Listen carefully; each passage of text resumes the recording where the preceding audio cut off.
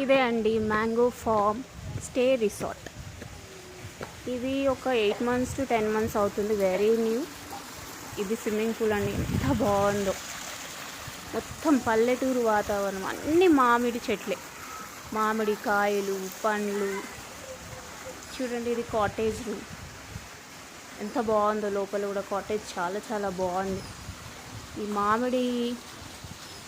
మామిడి కాయలు, పండ్లు చూస్తున్నారా?